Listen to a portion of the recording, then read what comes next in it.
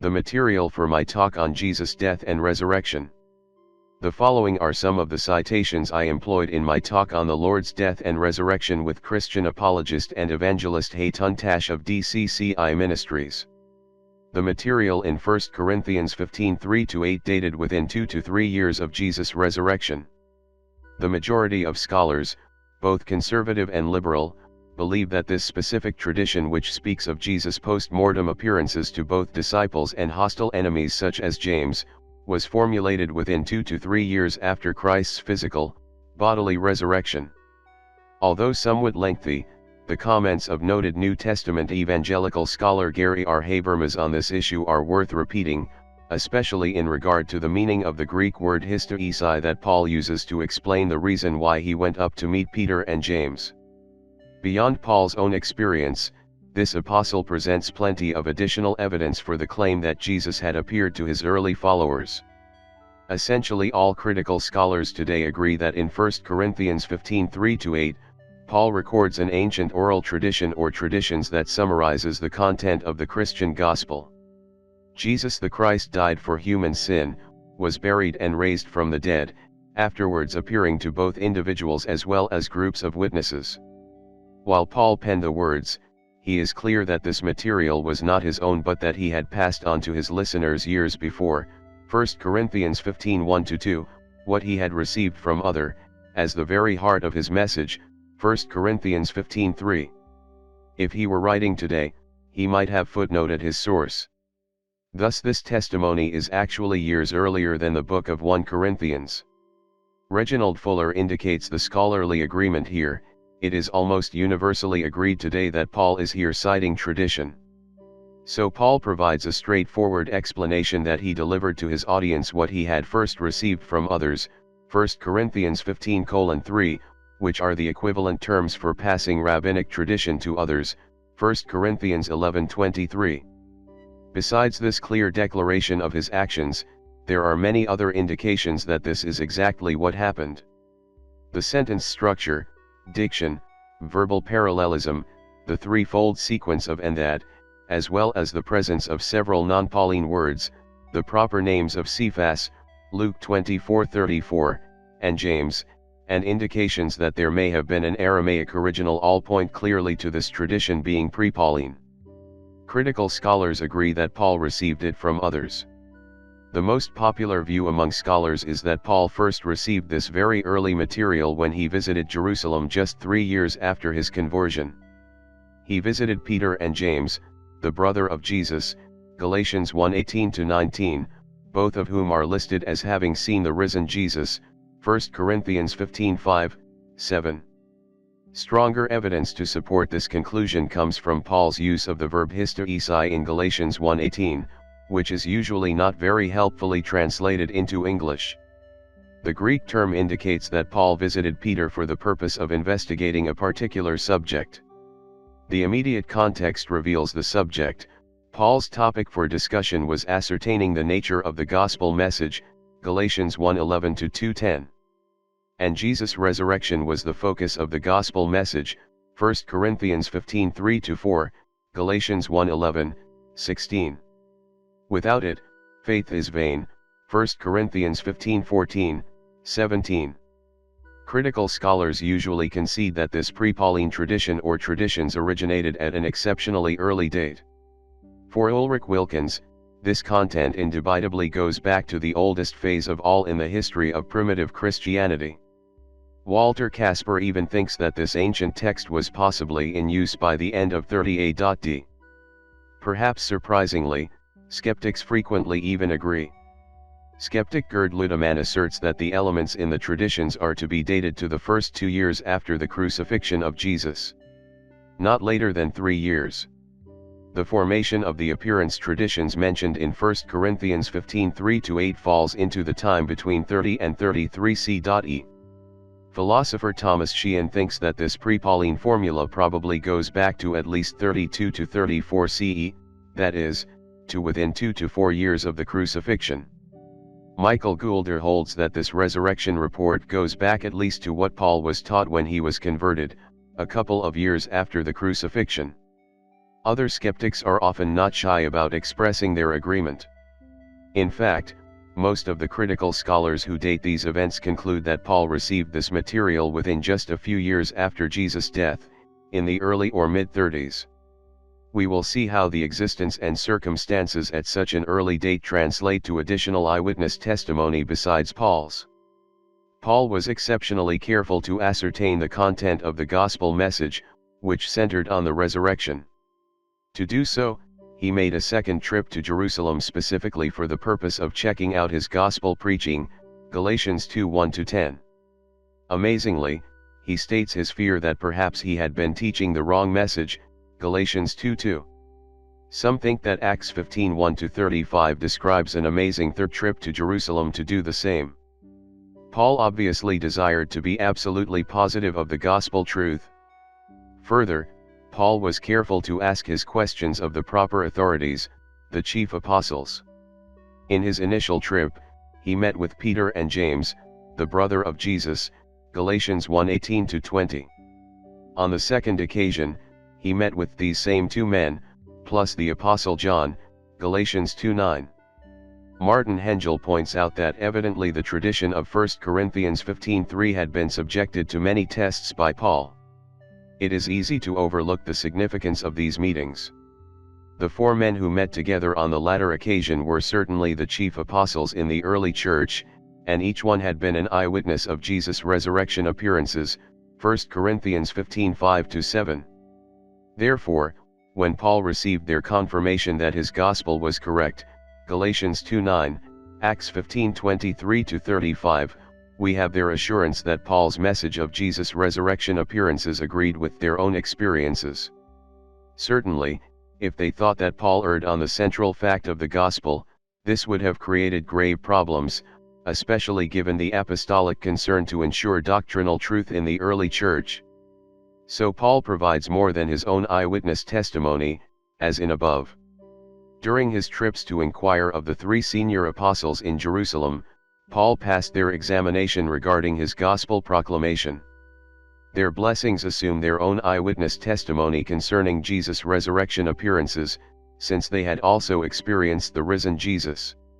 Here we are but one step removed from additional eyewitness testimony. Not only did the other apostles confirm Paul's gospel message, but we also have the reverse testimony. After reporting a list of Jesus' resurrection appearances, Paul explains that he knew what the other apostles were preaching on this subject and that it was the same as his teaching about Jesus' appearances, 1 Corinthians 15:11. Together, they proclaimed the risen Jesus, 1 Corinthians 15:12-15. So we have both the previous, more indirect apostolic confirmation of Paul's gospel message provided by the apostolic leadership, as well as Paul's first-hand, more direct approval of their resurrection message. Renowned New Testament scholar James D.G. Dunn states, "This tradition of Jesus's resurrection and appearances, we can be entirely confident, was formulated as tradition within months of Jesus' death, Jesus remembered, Christianity in the making." We will have more from Dunn in the next section. The historical accuracy of Luke Acts. Noted Christian philosopher and apologist William Lane Craig notes, "The Gospel writers have a proven track record of historical reliability." Again, let's look at just one example, Luke. Luke was the author of a two-part work, the Gospel of Luke and the Acts of the Apostles.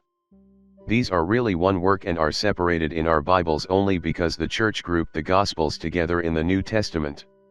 Luke is the Gospel author who writes most self-consciously as a historian. In the preface he writes, "Inasmuch as many have undertaken to compile a narrative of the things which have been accomplished among us, just as they were delivered to us by those who from the beginning were eyewitnesses and ministers of the word, it seemed good to me also, having followed all things closely for some time past, to write an orderly account for you, most excellent Theophilus, that you may know the truth concerning the things of which you have been informed." Luke 1:1-4 Revised Standard Version. This preface is written in classical Greek such as the great Greek historians used. After this Luke switches to a more common Greek. But he has put his reader on alert that he can write, if he wants to, like the learned historian. He speaks of his lengthy investigation of the story he's about to tell and assures us that it's based on eyewitness information and is accordingly the truth. Now, who was this author we call Luke? He was clearly not himself an eyewitness to Jesus' life. But we discover an important fact about him from the book of Acts. Beginning in the 16th chapter of Acts, when Paul reaches Troas in modern-day Turkey, the author suddenly starts using the first-person plural. We set sail from Troas to Samothrace, we remained in Philippi some days, as we were going to the place of prayer, etc. The most obvious explanation is that the author had joined Paul on his evangelistic tour of the Mediterranean cities. Eventually he accompanies Paul back to Israel and finally to Jerusalem. What this means is that the author of Luke Acts was, in fact, in first-hand contact with the eyewitnesses of Jesus' life and ministry in Jerusalem. Skeptical critics have done backflips to try to avoid this conclusion. They say that the use of the first-person plural in Acts should not be taken literally, it was just a literary device that was common in ancient sea voyage stories. Never mind that many of the passages in Acts are not about Paul's sea voyage but take place on land. The more important point is that this theory, when you check it out, turns out to be sheer fantasy. There just was no literary device in the ancient world of sea voyages in the first-person plural. The whole thing has been shown to be a scholarly fiction. There's no avoiding the conclusion that Luke Acts was written by a traveling companion of Paul who had the opportunity to interview eyewitnesses to Jesus' life while in Jerusalem. And was the author reliable in getting the facts straight? The book of Acts enables us to answer that question decisively. The book of Acts overlaps significantly with the secular history of the ancient world, and the historical accuracy of Acts is indisputable. This has recently been demonstrated anew by Colin Hemer, a classical scholar who turned to New Testament studies, in his book The Book of Acts in the Setting of Hellenistic History. Hemer goes through the book of Acts with a fine-tooth comb, pulling out a wealth of historical detail, ranging from what would have been common knowledge down to details that only a local person would know. Again and again Luke's accuracy is demonstrated. From the sailings of the Alexandrian corn fleet to the coastal terrain of the Mediterranean islands to the peculiar titles of local officials, Luke gets it right. According to Professor Sherwin White, the confirmation of historicity in Acts is overwhelming. Any attempt to reject its historicity even in matters of detail must now appear absurd. The judgment of Sir William Ramsay, a world-famous archaeologist, still stands. Luke is a historian of the first rank. This author should be placed along with the very greatest of historians. Given Luke's care and demonstrated reliability, as well as his contact with eyewitnesses within the first generation after the events, this author is trustworthy. And, despite the fact that he erroneously assumes that Luke's reference to a census in Luke 2 and the statements concerning Theudas/Judas in Acts 5 are mistaken, New Testament scholar James D. G. Dunn, nevertheless, recognizes that the author of Acts was quite amazingly accurate due to his involvement with some of the eyewitnesses and events which he mentions. Those deductions are strengthened by the we passages in Acts. They certainly provide prima facie evidence that the author was personally present during the sequences described, the beginning and end of Paul's Aegean mission and his final arrival in and departure from Palestine. But one of the implications which can obviously be drawn from them also is that the author had opportunity to consult participants in the early phases of his story. According to the first we passage, 16:10-17, he spent some time in the company of Silas, one of the leading men among the brothers, 15:22, that is, in this case the Jerusalem disciples. According to the third we passage, 21:8-18, he stayed in Caesarea for several days with Philip, 21:8-10, one of the leaders of the Hellenist group which emerged in ch 6 and the evangelist of Samaria, chapter 8, there he encountered the prophet Agabus, 21:10, who would have provided another link with the earlier history of both Jerusalem and Antioch, 11:27-28, and on the way to Jerusalem itself he stayed at the house of Nason of Cyprus, an early disciple, 21:16. The lack of first-hand, reports during Paul's imprisonment in Jerusalem and Caesarea, 22-26, is surprising but could have a number of explanations, and the We-27 may first be sufficient for the conclusion that the author must have spent some time in Caesarea, during which he would have had plenty of opportunity to consult those who from the beginning were eyewitnesses and servants of the word. A reasonable deduction, therefore, is that Luke both had personal involvement with Paul's mission and that he was able to draw on first-hand, eyewitness, reports for at least much of the substance of the earlier episodes which he narrates in Acts. And often overlooked in assessments of Acts is the degree of concurrence between Acts and the data to be gleaned from Paul's letters as to his basic movements. The point can be documented effectively in a chart on the following pages. The details will be reviewed as we proceed. But the overall impression strongly suggests that the author of Acts was well informed about Paul's life and mission. It is a striking fact that whereas with the Gospel of Luke there are only a few details which can be correlated with information from non-biblical sources, in the case of the Acts of Luke the number of such details is substantial. For example, the striking account of the death of Herod Agrippa I, Acts 12:20-23, is paralleled in its main details by Josephus, and 19:343-46, and must have been the subject of many a storyteller's performance. Luke's knowledge of it, as no doubt Josephus's, probably came from such common knowledge, not from any literary source, with Luke's own take on the story most evident in the final verse, 12:23. A feature worth noting is that examples of these correlations become frequent from the beginning of the We passages onwards. Indeed, since William Ramsay was converted to a high view of the reliability of Acts, students of Acts have regularly been impressed by Luke's historical accuracy on various small details on which a writer with no personal experience of the events he narrates might well have stumbled.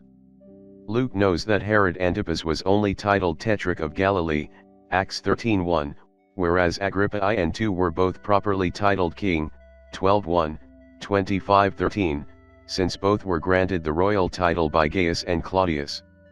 He uses the correct title proconsul for the Roman governors of Cyprus, Sergius Paulus, 13:7, and of Corinth, Gallio, 18:12, the only New Testament writer to use the proper Greek equivalent, Anthipatos, of the Latin proconsul, governor of a senatorial province, whereas Felix and Festus were only procurators of Judea, governor, hegemon, of a minor province, 23:24, 26:30.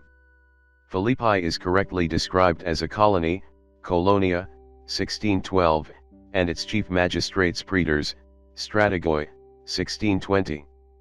The city magistrates of Thessalonica, however, are properly designated politarches, politarchae, 17:6, a title which Luke could not have derived from literary sources, since it is not attested in Greek literature known to us, though we know the title from Macedonian inscriptions. His report of an expulsion of the Jews from Rome by Claudius, 18:2, is confirmed by the famous report of Suetonius cited above.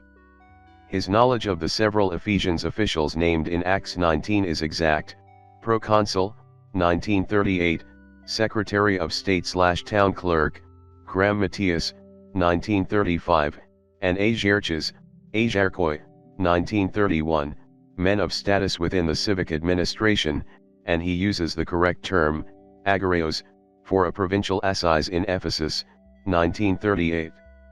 And his knowledge of the rights of Roman citizenship and of judicial procedures reflects the conditions of the middle decades of the 1st century, not those of the later decades, during which he probably wrote Acts.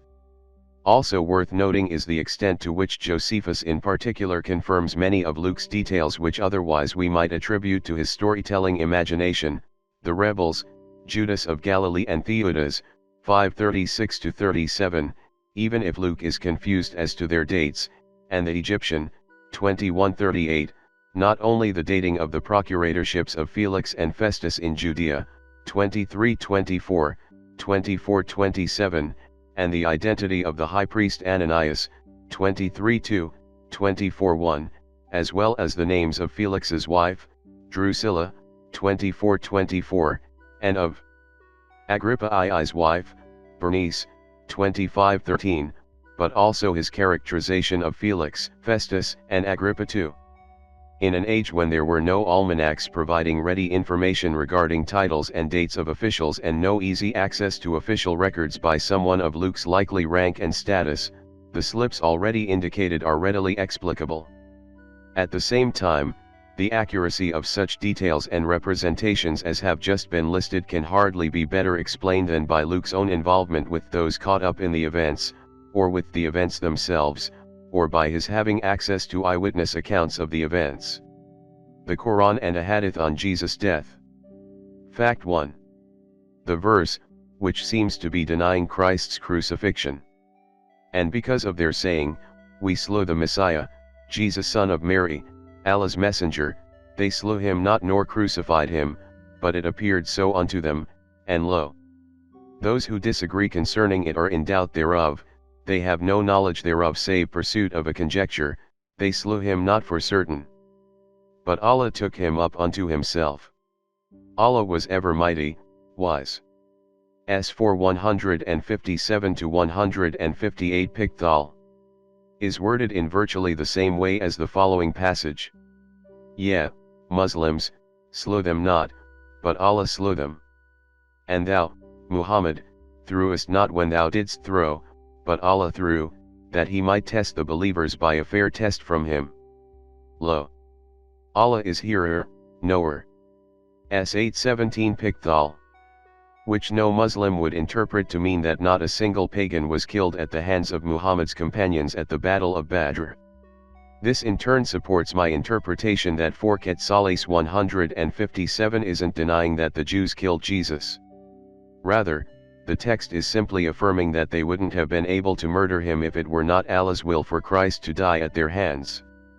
The text further denies that Jesus was killed for the reason the Jews thought, namely, they took his death as proof that he was a false prophet accursed by God. However, by raising Jesus to himself, Allah was vindicating Christ and refuting the Jews for thinking that their murdering him meant that he was a false Messiah. Fact 2. In the Quran, John the Baptist's life and death is paralleled with the life and death of Jesus. In fact, the story of John is juxtaposed with Jesus' story in the two places which it appears within the Quran, 3:33-56, 19:1-35. In light of these facts, note how the Quran describes their respective missions. "Peace on him the day he was born, and the day he dieth and the day he shall be raised alive." S 19:15 Pickthall. "And hath made me blessed wheresoever I may be, and hath enjoined upon me prayer and almsgiving so long as I remain alive.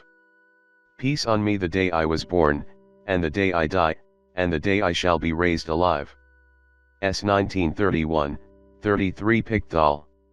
A Muslim cannot deny that John was born, subsequently died, and will eventually be raised alive.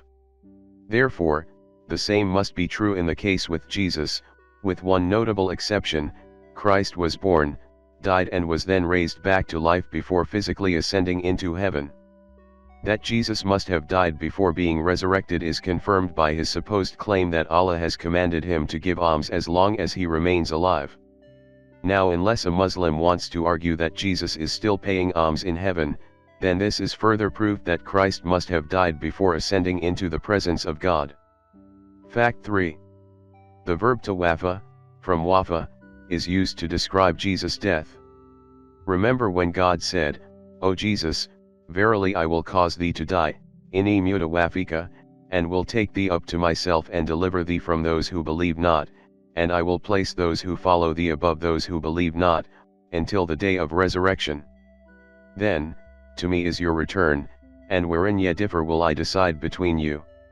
S 355 Rodwell. "I did not say to them aught save what thou didst enjoin me with, that serve Allah, my Lord, and your Lord, and I was a witness of them so long as I was among them, but when thou didst cause me to die, tawafatene, thou wert the watcher over them, and thou art witness of all things." S 5 117 Shakir. Whenever this verb is used with God or angels as the subject, it means death unless there is something explicit in the context to suggest otherwise. The root form wafa, with the three consonants W, F, and Y is not found in the Quran. We do, however, find two instances of the elative of the corresponding adjective, 9:111 and 53:41, which suggest that the meaning of the root form is to fulfill, a promise, or to be complete. Form 2, wafa, occurs 18 times as a finite verb and once as a participle. In one instance, where Abraham is the subject and the object is not expressed, the meaning seems to be close to that of the root form, to fulfill a promise, 53:37.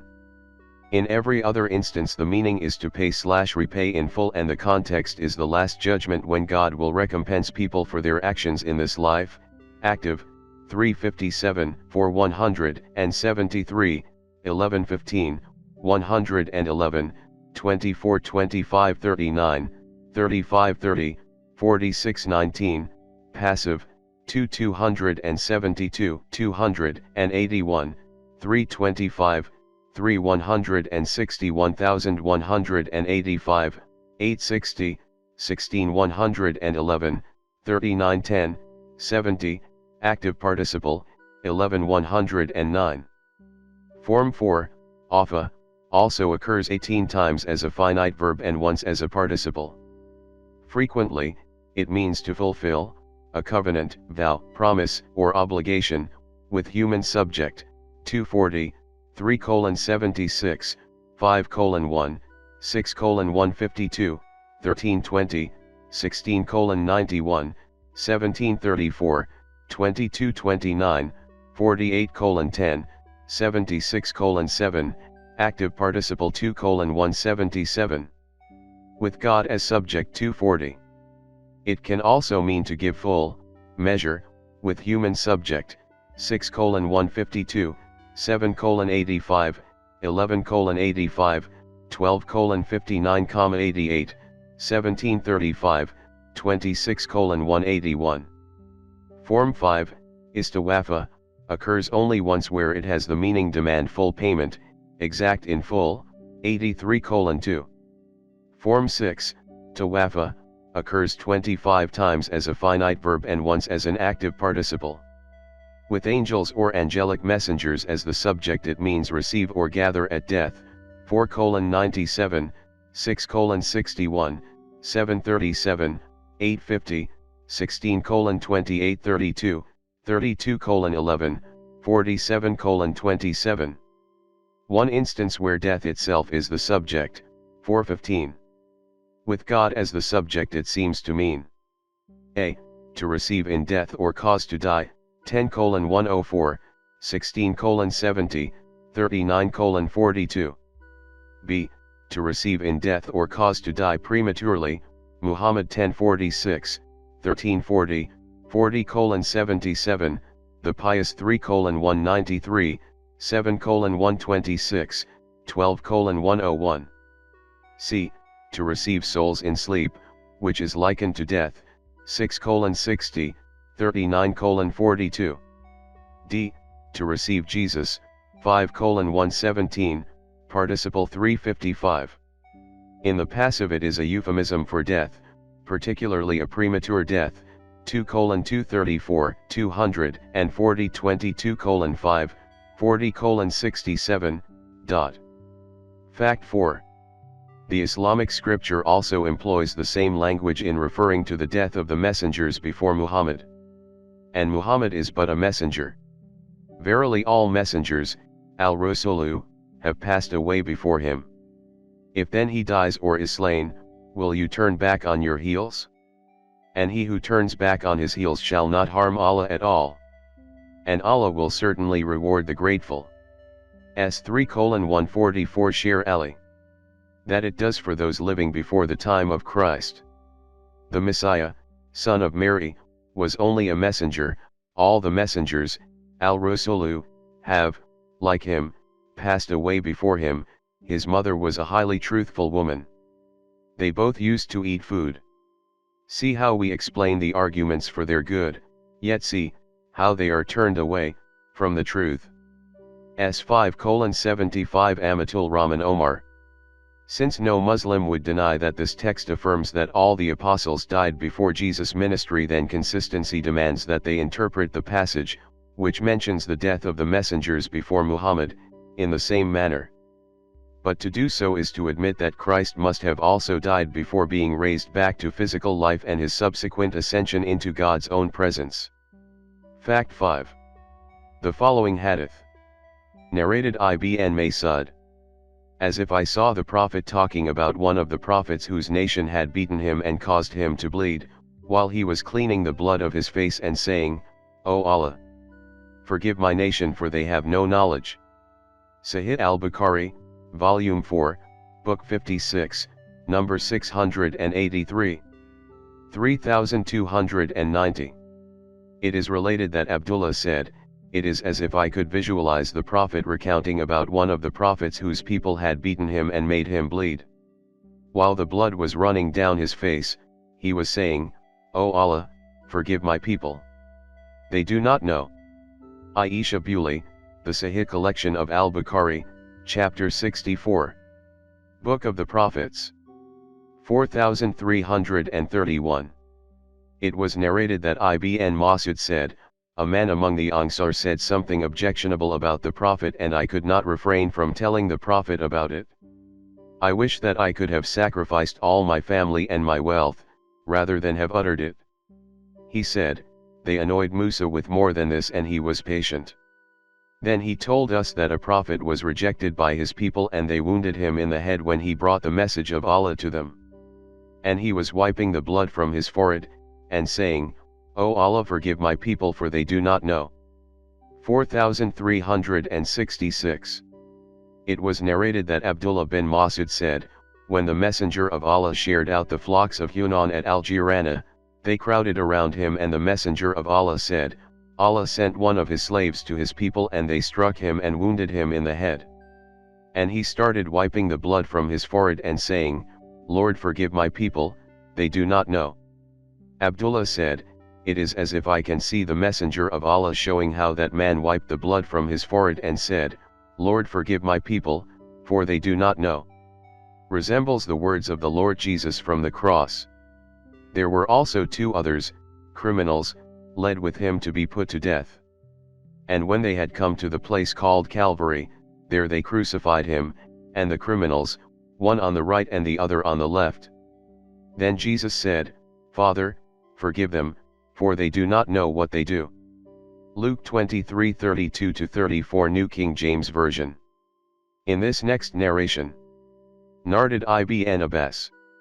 Allah's apostle said, you will be resurrected, and assembled, barefooted, naked, and uncircumcised. The Prophet then recited the divine verse as we began the first creation, we shall repeat it, a promise we have undertaken. Truly we shall do it. 21.104, he added, the first to be dressed will be Abraham. Then some of my companions will take to the right and to the left. I will say, my companions. It will be said, they had been renegades since you left them. I will then say what the pious slave Jesus, the son of Mary said, and I was a witness over them while I dwelt amongst them, when you did take me up, you were the watcher over them, and you are a witness to all things. If you punish them, they are your slaves, and if you forgive them, only you are the Almighty the All-Wise. 117-118. Narrated Quaggas, those were the apostates who renegade from Islam during the caliphate of Abu Bakr who fought them. Sahih al-Bukhari, Volume 4, Book 55, Number 656. Muhammad describes his subsequent death in the language attributed to Jesus in Quran. 5:117, cited above. Since Allah took Muhammad by causing him to die, this affirms that Jesus was also taken by death.